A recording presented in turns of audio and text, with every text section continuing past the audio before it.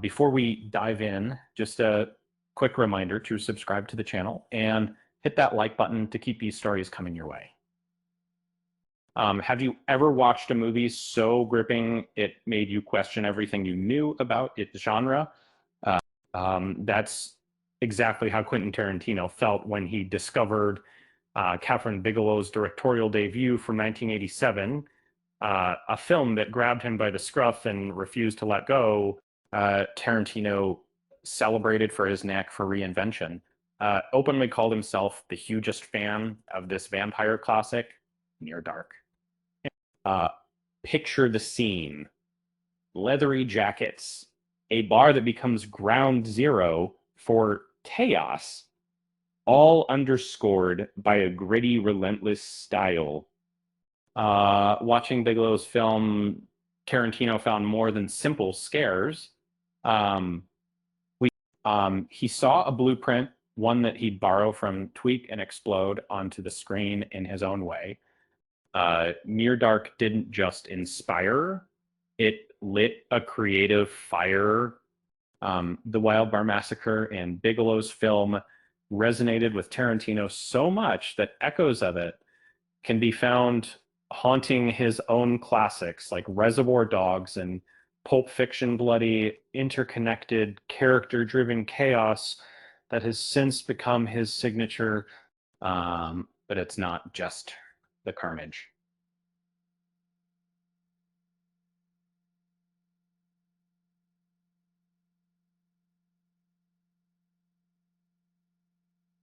Tarantino learned the power of genre blending from Near Dark, a Western with vampire teeth. That fearless mashup set the tone for generations. You could say Near Dark didn't just walk so sinners could run, it practically sprinted so others could chase after it. Fast forward a few decades. All right. Ryan Coogler takes the director's chair, bringing Sinners to the big screen. Michael B. Jordan's powerhouse acting lifts the film, and once again, that genre fusion, the vampires, the simmering setting, even the music draws in a new generation of fans. Sinners caught fire at the box office, but it owes a nod to Bigelow, who was there first, staking out bold new territory on the cinematic frontier. And when Tarantino lavished praise on Near Dark, he wasn't exaggerating. For all its box office struggles, critics saw what he did. Bigelow's unflinching, effortless blending of genres was ahead of its time.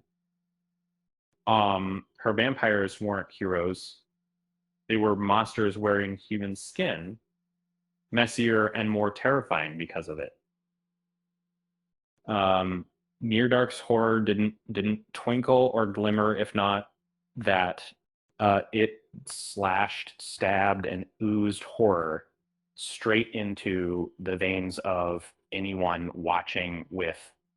The vampires here were cursed, no romance, just hunger and violence, painted with gutsy directorial strokes. Bigelow didn't glamorize, she unsettled. By the time she moved on to Point Break and won an Oscar for The Hurt Locker, her debut had already made its mark on future storytellers. Sinners, by comparison, brings metaphor sophistication and a slow burn approach. The vampires there are narrative tools, while Near Dark's creatures sink in their fangs right from frame one, dragging you into the blood and dust without apology. While it's a shame you can't stream Near Dark at the moment, Sinners is available on HBO Max in the US. So at least one set of vampires is only a click away. And remember, if you meet a vampire at a bar, don't complain about the drinks. They might bite back harder than your Yelp review. With that said, thanks for watching, and until next time.